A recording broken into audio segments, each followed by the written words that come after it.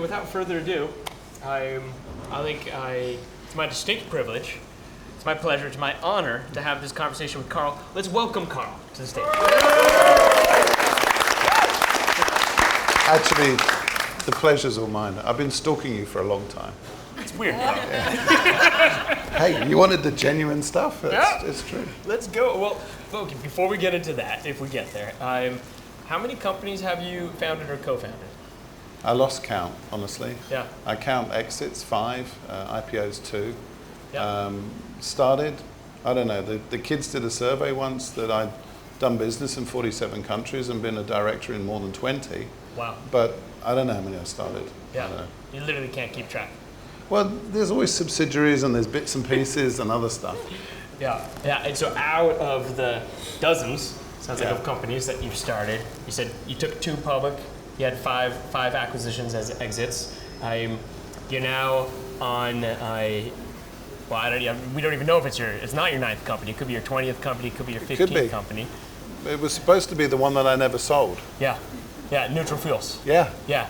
So before we get into all of that, I'm curious why neutral fuels. An entrepreneur like yourself, who has ran so many companies and had so much success, you could be working on anything. Right, you could be seizing any market opportunity out there. Why go after the challenge that you're trying to solve?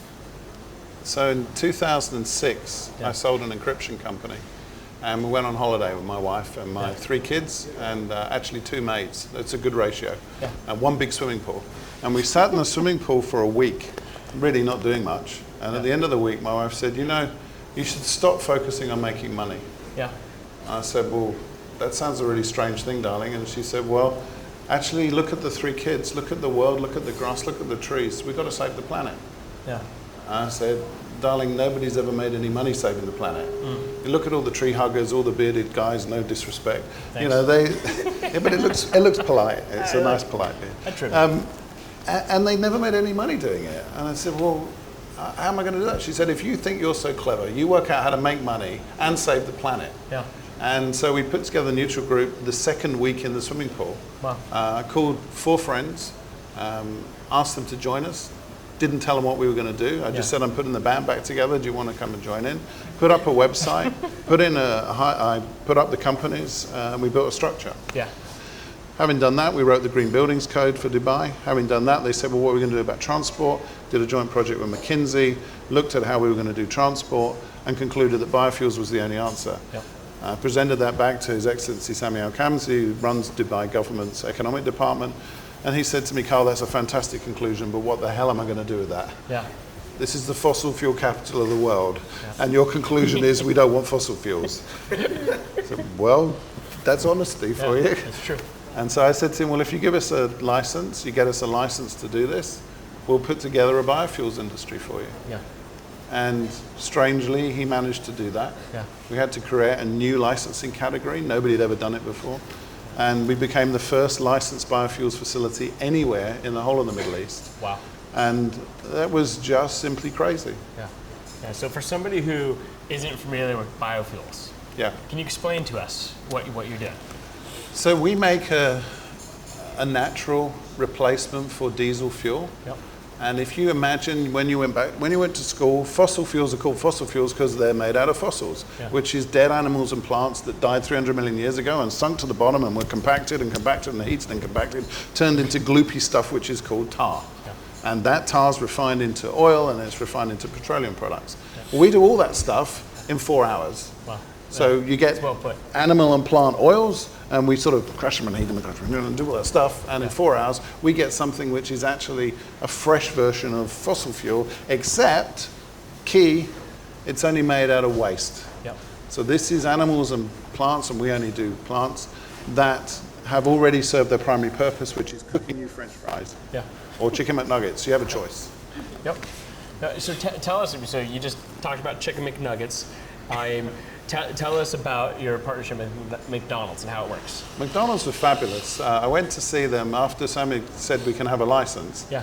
And I went to see McDonald's and said, you guys know how to cook stuff, so you got good quality control. Please can I have your cooking oil? Yeah. And they said, go and see our management team in Hong Kong. I went and saw them, and they said, yeah, we got 37 countries.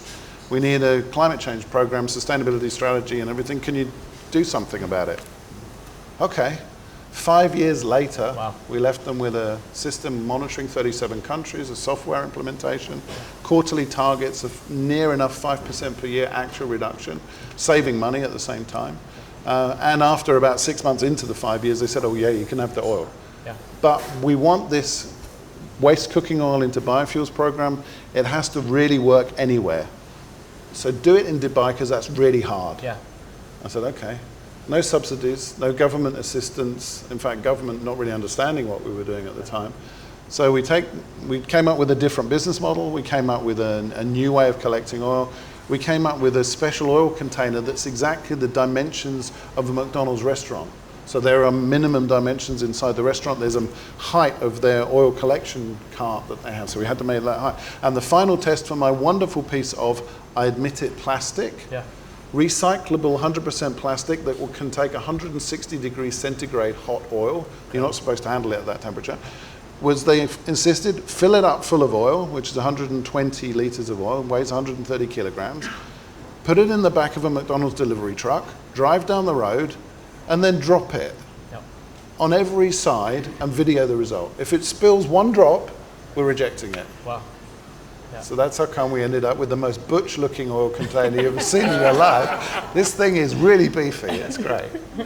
And so we talked about this earlier, but McDonald's is now running completely neutral? In the UAE for 8 years, every drop of fuel they've used has had no fossil fuel component in it at all. Yeah. And that's now 13 million kilometers. It's 6.5 times to the moon and back, or some crazy number like that.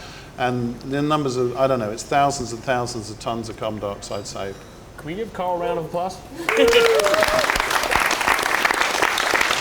I'm still trying to prove to my wife that I can make money and save the planet at the same time. You're proving it to all of us. I'm getting there. So, Karl, what's hardest about this? You know, some people would look at a veteran entrepreneur like yourself and say, okay, of course you could do that. This doesn't, you know, you can do anything. But I know that this is a difficult journey. I mean, what's been hardest along the way? Oh, gosh. Well, first of all, if you read the internet, which is where all knowledge and expertise lies, they'll tell you that biofuels, and certainly biodiesel, has less energy than regular diesel. Yeah. It'll mess up your engine. And I was sitting in a conversation with a very, very well-known Swedish furniture manufacturer last week, who said, if you put more than 7%, the engine won't start. Wow. And I said to him, but that McDonald's truck that's going past the window is running on 100%. That engine's definitely working. Yeah. It's the ignorance, and I suspect some negative publicity from the industry, from the motor industry, that doesn't want to accept it. Our fuel has the same or more energy as regular diesel. It doesn't have cold weather problems. It makes the engine last longer, which means there's less servicing required on the engine. Yeah. So this is bad news for the fossil fuel industry, and it's very bad news for the truck industry. Yeah. Our oldest truck, we just retired one at 1.5 million kilometers. Wow. I mean, that's a pretty useful engine life.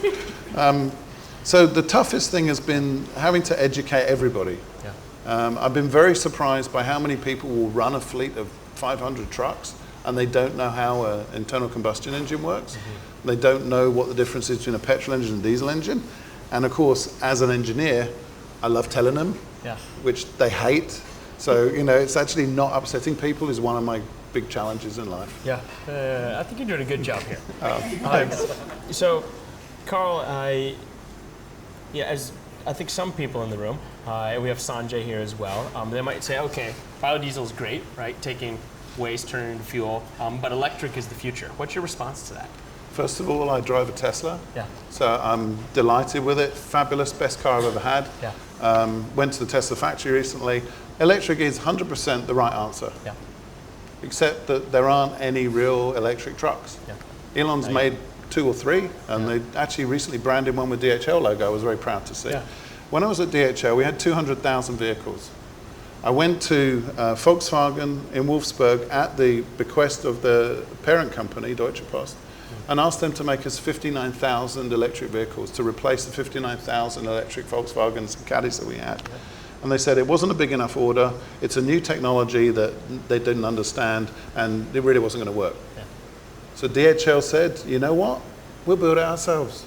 They've now got 5,000 electric vehicles in Germany off their own production line. Incredible. And that's what's going to happen to the motor industry if they don't take this seriously. So yes, I completely agree electric's the right answer, but in the year when we had 200,000 DHL trucks, we managed to buy 8 electric trucks. Wow. And that was 8% of the annual output of the biggest electric truck manufacturer. It's going to take 2-3 decades to get there. Time. In the meantime, I can take you to net zero tomorrow on a fuel made from waste. So yeah, go and knock yourself out. Buy electric trucks all the time. But in the meantime, while we're trying to fix that problem, let's fix the one now. Reduce particulates by 50%, reduce asthma incidents, reduce smog. We can do all that today. Yeah, you're doing it. But I think it's an and, right? And. What? So let's switch gears a little bit. Really? Faster. What's something that people get wrong about you? Oh gosh, that's a horrible question. They make the mistake of asking me to sing, because you really don't want that to happen. But you are in a rock band. I've been a singer in a rock band, well, this time round for 8 years. Does anybody want to hear Karl sing? Okay, that was a really nice prompt, thank you. Tomorrow night I have a video, which actually some of you will enjoy more than others, but anyway, it's only 2 minutes, I edited it. But I'll be singing for you tomorrow night. Nice.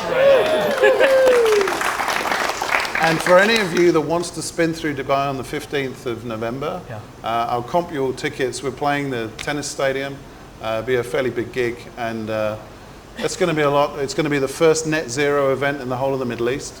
So we're putting on a gig, flying in bands from different places, calculating the carbon footprint.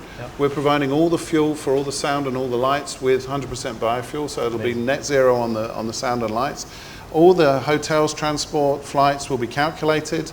That will then be turned into a number of trees. We're thinking 247 hectares of trees in the Philippines. That we're going to reforest a whole bunch of trees there to offset the carbon footprint of our concert. First net zero event, and that goes into this year's strategy, which is all the fuel that we produce, whether it's pure biofuel or mixed with other fuels, all of that will then turn into trees. So the whole of our production this year will be net zero. And me coming here will be net zero. Everything will be net zero. And this is not bloody hard. Yeah, simple. Yeah. Karl, did you do? Yeah.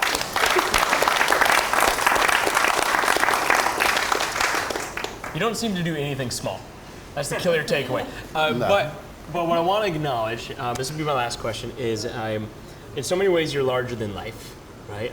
And what you're going after, you're really trying to change the game. You're changing an industry, and it's at that level of impact. And yet, you come to this community with so much humility. I'm curious, what keeps you humble?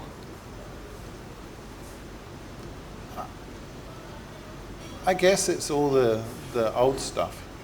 I came from nowhere. I was given every opportunity. I was given the choice to accept opportunities. But every opportunity that I was given, I said yes. But right from my mum taking 3 jobs to pay for me to go to a decent school, through to my neighbor, who I still don't know his name, who donated money so that I could go to a really good school. Right the way through to being sponsored through my degree by Philips, who didn't really have to do that. Through to my last boss, this will embarrass a lot of you, not me, my last boss in 1989, who said, Karl, you are unmanageable, which I took as a compliment and the incentive to start my next company.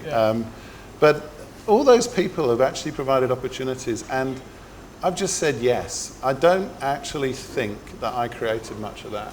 I just said yes. And my best advice to loads of people is just grab every opportunity that comes your way. Grab it with both hands, pull on it, and really pull hard. I love it, Karl. I think that's brilliant advice to end on. Thank you. Thank you very much.